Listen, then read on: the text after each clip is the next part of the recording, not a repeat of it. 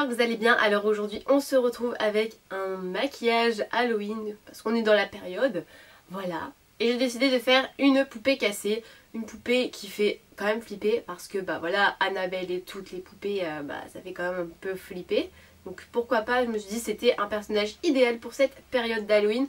Mais je l'ai quand même fait en sorte pour qu'elle soit quand même mignonnette avec des paillettes et tout, parce que je me suis dit ok, donc il y en a qui kiffent le gore, il y en a qui vont kiffer des trucs dégueulasses, mais si vous avez une soirée d'Halloween et que vous aimez pas spécialement les trucs trop voyants dégueulasses avec du sang, je me suis dit que c'était peut-être idéal avec des petites paillettes de faire un look plus soft, on va dire. Si tu ne me connais pas encore, bienvenue sur ma chaîne, je m'appelle Perrine et je fais des maquillages mode, beauté, FX, voilà, artistique. Et d'ailleurs si tu reproduis un de mes looks, que ce soit celui-ci ou un autre que j'ai pu faire, tu peux aller me suivre sur Instagram et m'identifier et mettre le hashtag PerrineMu, comme ça je peux voir les make-up que vous avez reproduits et je pourrai les liker, les commenter et bien évidemment les partager. Pourquoi je parle comme ça? Et cette année, si tu ne le sais pas, j'ai décidé de faire 31 vidéos durant le mois d'Halloween, une vidéo par jour.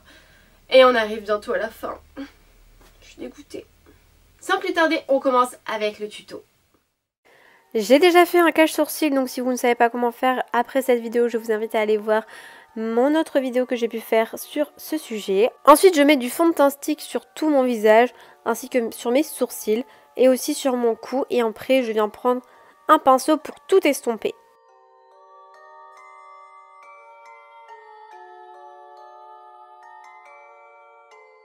Ensuite, je prends mon anti-cerne qui est le Shape Tape de Tarte. Et donc, je l'applique généreusement au niveau de mes cernes et mon point de lumière habituel. Et bien évidemment, je blende tout ça à l'éponge.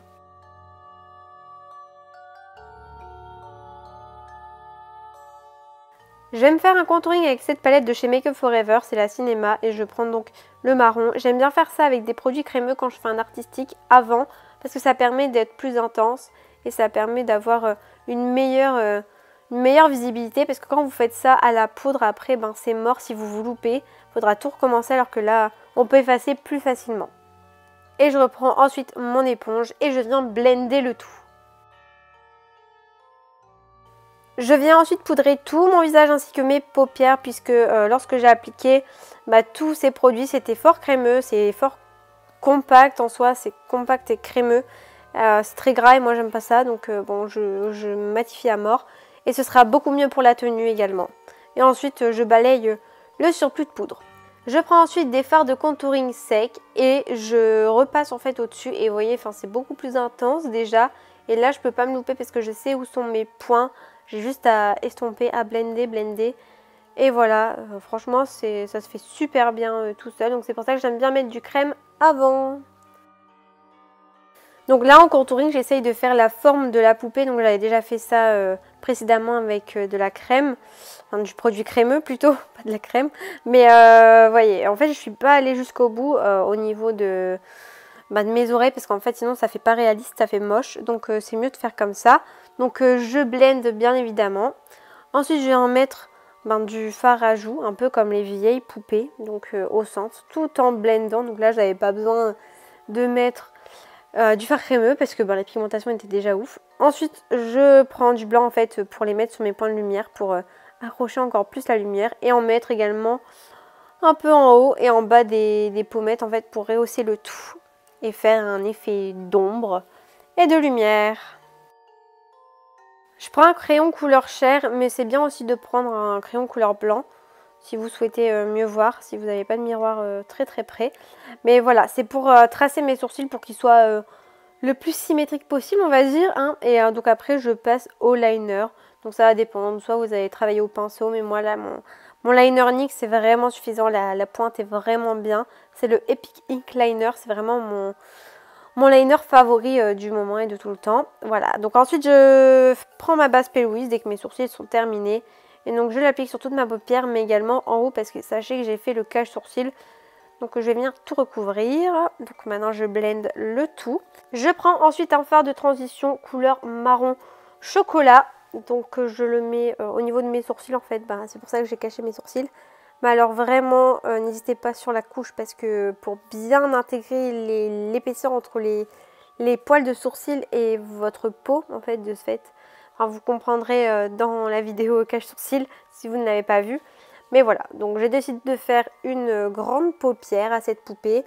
Et ensuite, je vais ajouter du noir, toujours pour lui donner de la profondeur à son regard et du contraste. Donc toujours au niveau de cette grande paupière, j'en mets également dans l'oblique, enfin sur l'oblique de mon œil, dans l'oblique, sur l'oblique, je sais pas du tout, désolée. Et donc après, je viens reblender avec le pinceau marron, vous voyez en fait entre mes yeux et le nez, en fait le blend se suit. Voilà pour la petite histoire. Et donc ensuite, je reprends ma base P. Louise et je viens faire en fait un énorme cut crease. Vraiment, et en fait le cut crease, je vais vraiment le monter vers le haut. Puis après, je vais le descendre pour faire un peu des yeux tombants, des yeux malheureux, vous voyez. Une poupée des années 50, 60, je sais pas, un petit délire comme ça. Et donc, par-dessus cette base P. Louise, j'y ajoute un fard mat couleur blanc. Je reprends mon liner NYX et je vais en faire un ras de cils pour ma poupée, donc supérieur. Et je vais en faire également un, mais inférieur. Mais alors, je vais déplacer le tout, en fait, c'est-à-dire que je ne vais pas le faire à ras de mon œil. Je vais faire également une petite bascule dans le coin interne. En fait, ça va me permettre de faire un œil beaucoup plus grand, beaucoup plus allongé. Puisque par la suite, je vais rajouter quelques petites choses. Et donc là, je vais faire les blessures. En fait, la poupée est cassée. Donc, je vais faire ces cassures. Donc voilà, je fais des petites formes comme ça. Et je viens remplir le tout également avec le même liner. Parce qu'il est vraiment très précis. Puis, je viens faire des cassures. Enfin, c'est vraiment assez simple à faire en soi. Puis après, comme c'est terminé, donc j'en ai fait 3, j'ai repris du fond de teint pour en mettre sur ma bouche. Donc j'ai mis un premier rouge à lèvres, mais qui me semblait beaucoup trop clair. Mais bon, ça, on en reviendra juste après. Et comme je trouvais qu'il manquait du glamour sur cette poupée, donc j'ai rajouté des paillettes au niveau du blanc de mes yeux. Donc vous voyez, des paillettes couleur vert et je les trouve vraiment magnifiques. Et là du coup je rajoute un autre rouge à lèvres, c'est un NYX lingerie un peu plus rosé nude.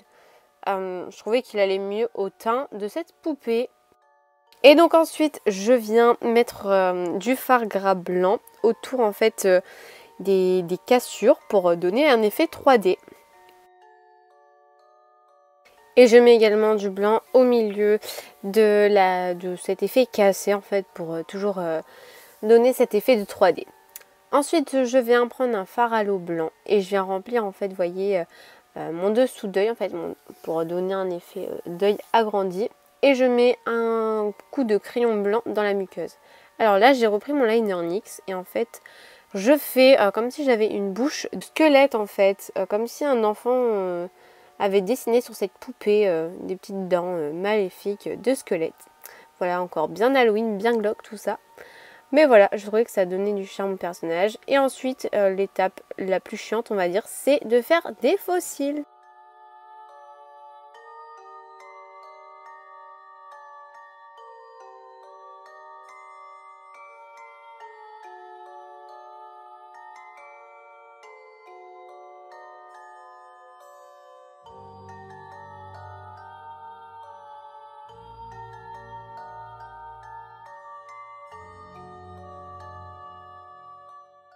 Et en fait au niveau de mes joues je trouvais qu'il manquait du creux, donc j'ai repris ma palette de contouring, j'ai pris un pinceau biseauté et j'ai vraiment fait une ligne vraiment très nette pour restructurer le tout et je trouve que ça redonne de la profondeur à cette joue, enfin à ses joues.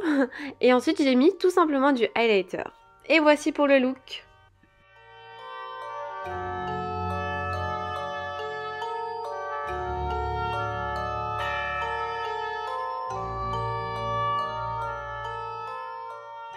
Donc la vidéo est terminée, j'espère qu'elle vous a plu. Je vous dis à demain pour une prochaine vidéo. Ciao!